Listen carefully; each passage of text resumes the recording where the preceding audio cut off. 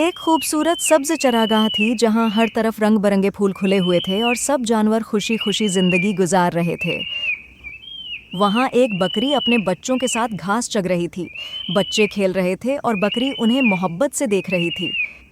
इसी दौरान एक भेड़िया जंगल के किनारे से आया। उसकी आंखों में एक चमक थी जो कि किसी शरारत की निशानी थी।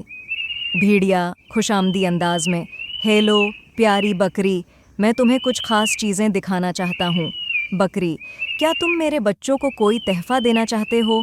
भेड़िया, बिल्कुल, लेकिन पहले मैं चाहता हूँ कि मैं तुम्हारे बच्चों को देखूं ताकि मैं जान सकूं कि क्या उनके लिए कुछ खास है।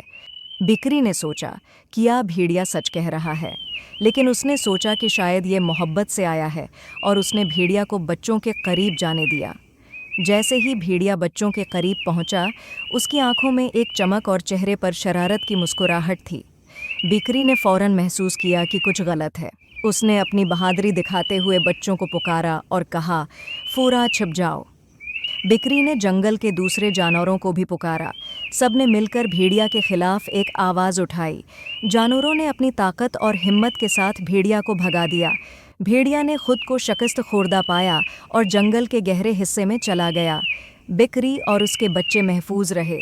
उन्होंने अपने दोस्त जानवरों के साथ मिलकर खुशी मनाई कि सब महफूज हैं। मुहतात रहो और सच्चाई को समझो, क्योंकि सब लोग हमेशा सच्चे नहीं होते।